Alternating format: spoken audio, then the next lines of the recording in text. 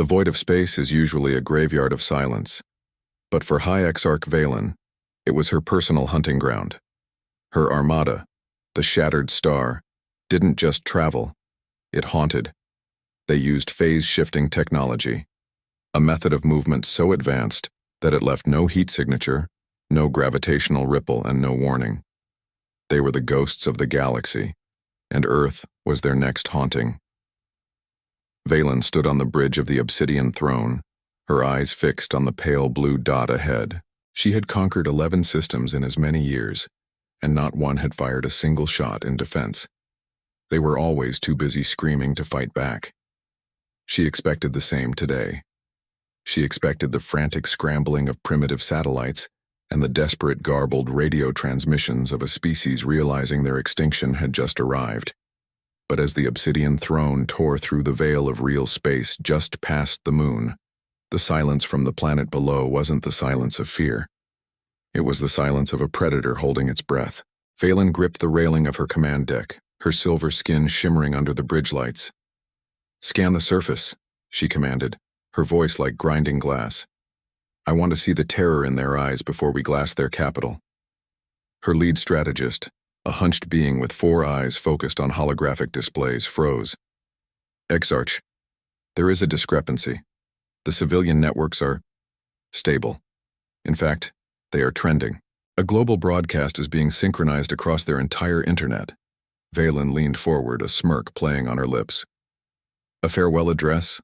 A prayer to their silent gods?" "No, Exarch," the strategist whispered, his voice trembling. "It's a countdown, and it's reaching 0. Hold on. Before we get into the real stuff, I want to know, what are you doing at this exact moment while hearing my voice? I love seeing your answers down below in the comments." As the strategist spoke, the holographic map of the Sol system began to blink with thousands of red dots. These weren't coming from Earth. They were coming from the empty space the Armada had just passed. The asteroid belt, the dark side of the Jovian moons, even the Lagrange points, locations the Exarch's scouts had cleared weeks ago, were suddenly screaming with energy signatures. Valen's heart hammered against her ribs. This wasn't possible. Her phase-shifting tech was undetectable. Then a voice broke through every speaker on the obsidian throne. It wasn't a military general or a panicked politician. It was a calm, almost melodic female voice. "Welcome, Exarch Vaelen. We've been expecting you since the 21st of last March. You're exactly 4 minutes and 12 seconds late. We were starting to worry you'd lost your way." Vaelen felt a chill that had nothing to do with the vacuum of space. She looked out the viewing port just in time to see the lunar surface literally peel away. What she had thought were craters and gray dust were actually massive retractable armor plates. Hidden beneath the moon's crust wasn't rock, but a barrel, a railgun so massive it could crack a tectonic plate, and it was aimed directly at her flagship. The High Exarch's breath hitched. For a conqueror who had spent centuries watching worlds crumble under her shadow, the sight of a moon-sized barrel was an insult to her superiority. "Evasive maneuvers!" Vaelen roared, her composure fracturing. "Ignite the phase drives, return to the void!" But the strategist's fingers flew across the console, his 4 eyes wide with a terror he had never known. "Exarch, we can't. The space around us, it's been anchored. They've deployed localized gravity wells. We are pinned to this coordinate like insects to a board." On the main screen, the calm woman's face appeared. She wasn't wearing a military uniform, but a simple lab coat, her graying hair tied back in a messy bun. Behind her, a massive digital clock hit 0. "My name is Dr. Eris Thorne," she said, her voice echoing through the obsidian throne with haunting clarity. "And for the last 3 years, we've been listening to your silent engines. You see, Exarch, you assumed we were looking for light or heat. But humans, we've always been obsessed with the echoes." Vaelen watched in horror as the red dots on her radar began to move. They weren't just ships, they were ghost hunters, specialized human interceptors designed specifically to track the minute ripples in space-time that the Empress's fleet left behind. The silence she had relied on was now her greatest weakness. The humans hadn't been hiding. They had been sculpting a trap around her path for months. Every empty asteroid was a missile battery. Every dead satellite was a relay for a massive, solar system-wide web of destruction. "You are primitive," Vaelen screamed at the screen, her pride surging. "A single moon cannon cannot stop an armada of 1,000 stars. We will burn your atmosphere until the oceans boil." She signaled her fleet to open fire, to unleash the plasma lances that had turned empires into ash.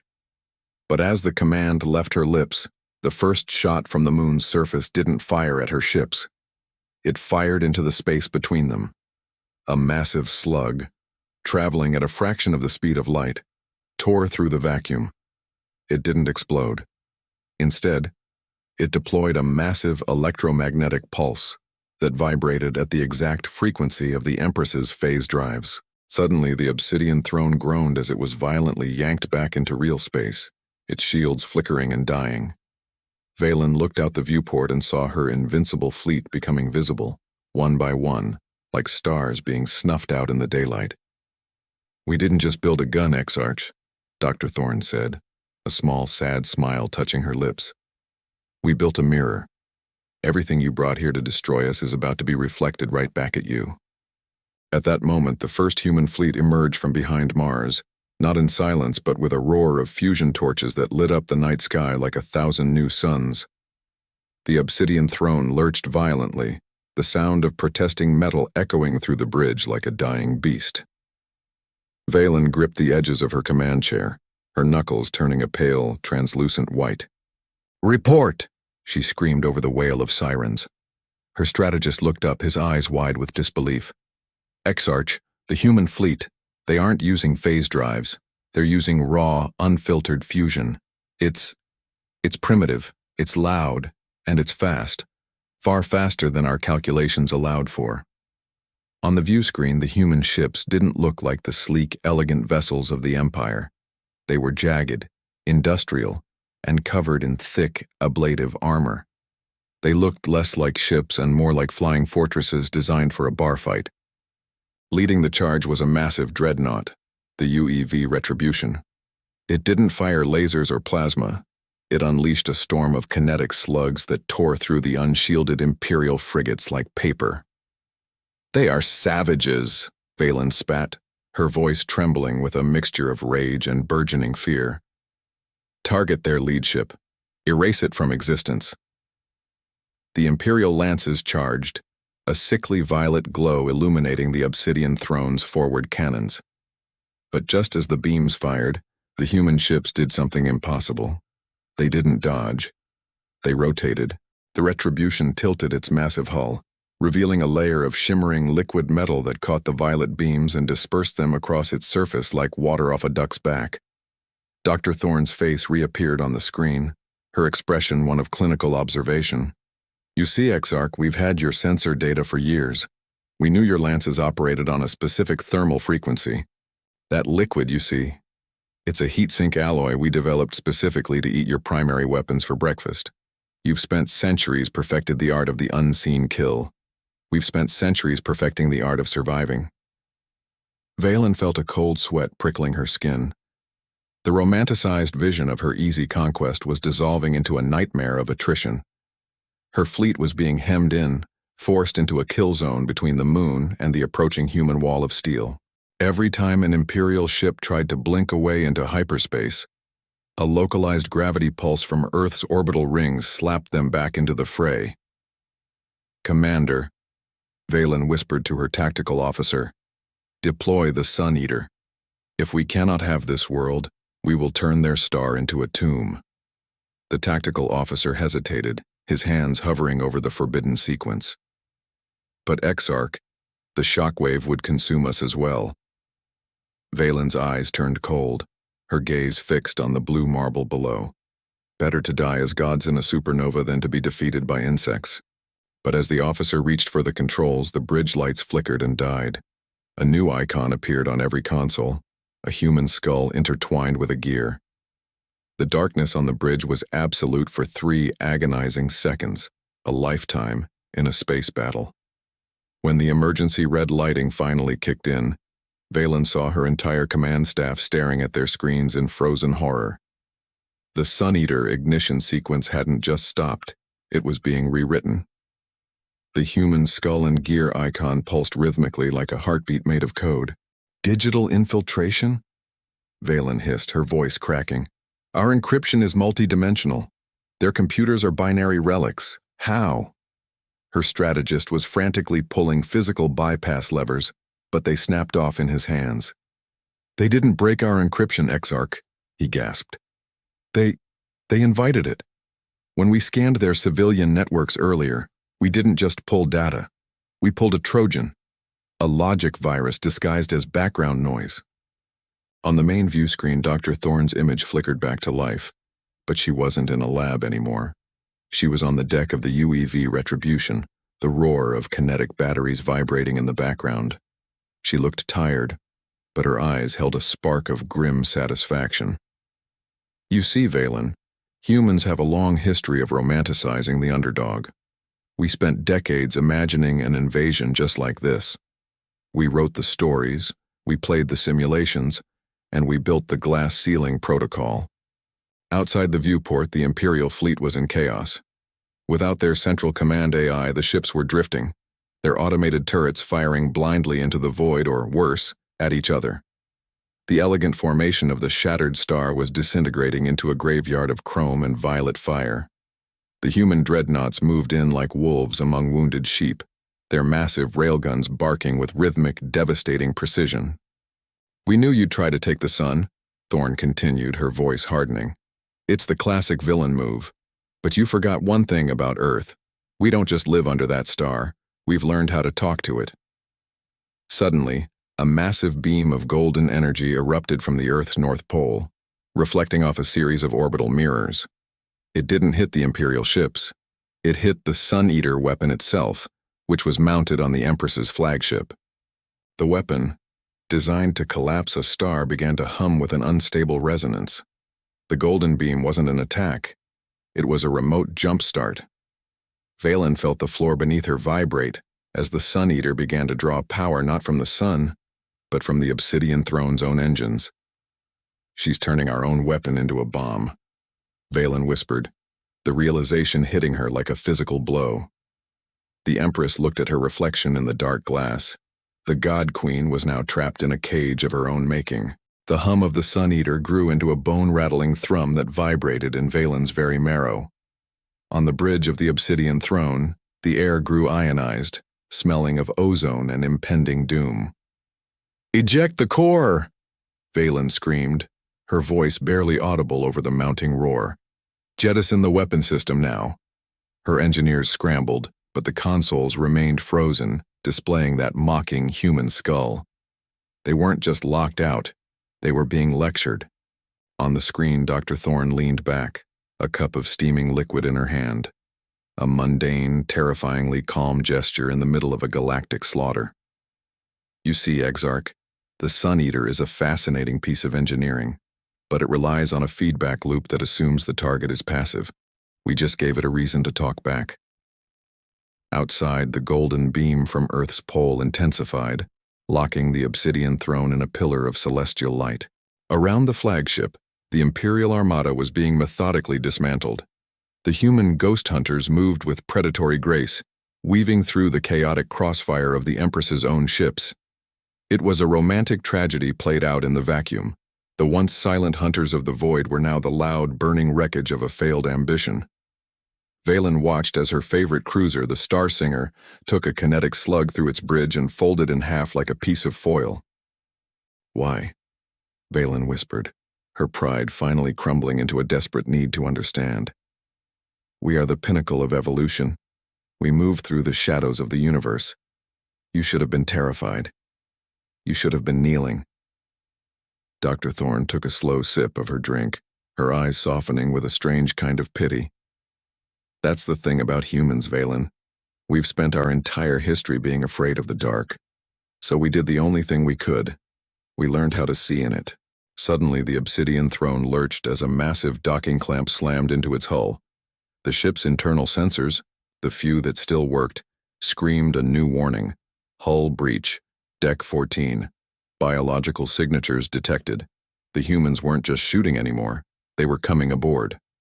Vaelen drew her ceremonial pulse blade, the violet energy flickering weakly. They think they can take the throne by force? She sneered, her warrior instinct flickering back to life. But these weren't soldiers in heavy power armor. As the blast doors to the bridge began to glow red from a thermal torch, Vaelen realized the humans weren't sending an army. They were sending a message. The door hissed open, and through the steam stepped a single figure in a sleek, black environment suit. They didn't fire a weapon. They simply held up a small, handheld device that projected a holographic map of the entire Imperial home system, thousands of light years away. Every single one of Vaelen's hidden colony worlds was glowing bright red. The bridge of the obsidian throne fell into a deathly, suffocating silence. Vaelen stared at the holographic map of her empire, her home, the eternal cradle, pulsing with that same ominous crimson light. How? She choked out, the pulse blade trembling in her hand. The coordinates of the home system are stored in a quantum-locked vault on a dead moon. Not even my own commanders have the full sequence. The human in the black suit didn't speak. Instead, they tapped a command on their wrist and Dr. Thorne's voice filled the room again, though she was no longer looking at her coffee. Her face was set in a mask of grim authority. We didn't need your vault, Vaelen. When your ships phase shift, they leave a microscopic wake in the quantum foam.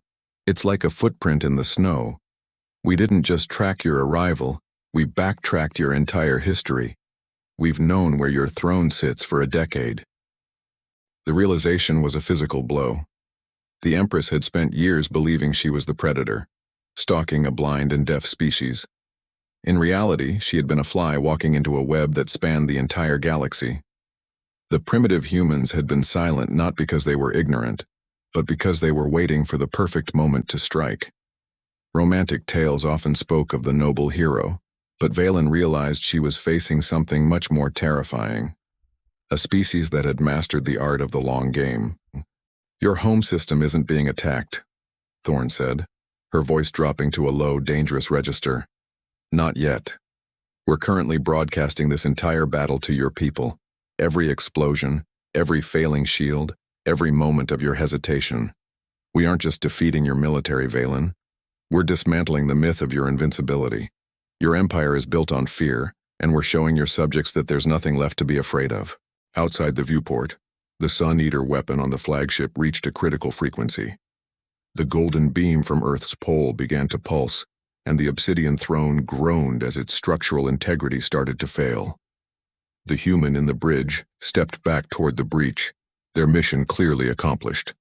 Wait, Vaelen shouted, a sudden desperate romanticism for survival sparking in her chest. What do you want? Resources? Technology? We can give you the stars themselves. The human paused at the threshold of the broken blast doors. They reached up and unlatched their helmet. Underneath was a young man, no older than 20, with eyes that looked like they had seen 1,000 wars. He didn't look at the Empress with hatred, but with a chilling indifference. We don't want your stars, Exarch, he said, his voice quiet but echoing. We just want you to stay off our lawn. As he resealed his helmet and jumped into the venting atmosphere, the obsidian throne suffered a catastrophic hull collapse. The obsidian throne didn't go out with a whimper. It died in a romantic, terrifying display of cosmic irony.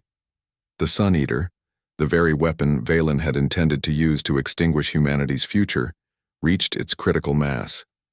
But instead of a solar collapse, the golden beam from Earth acted as a surgical lens.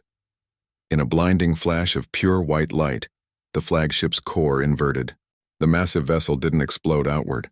It folded inward, collapsing into a localized singularity that swallowed the Empress, her pride, and the remnants of her invincible command in a silent, shimmering blink. Across the Sol system, the silence returned, but it was different now. The shattered star armada was no more. Thousands of Imperial husks drifted in the cold dark, glowing with the cooling embers of violet plasma. On the bridge of the UEV Retribution, Dr. Eris Thorne watched the final sensor sweep. The red dots were gone. The ghost hunters were already breaking formation, returning to their hidden hangars within the moons and asteroids they had called home for years. "Status on the Imperial Home System?" Thorne asked, her voice weary but steady. Her tactical officer looked up from a terminal.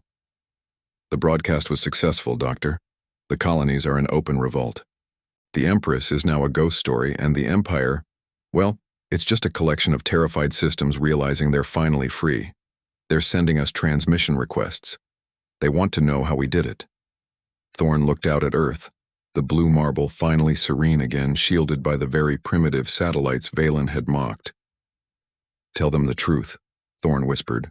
"Tell them we spent a century looking at the stars and wondering if we were alone, and when we realized we weren't, we decided to make sure that whoever found us would never want to leave."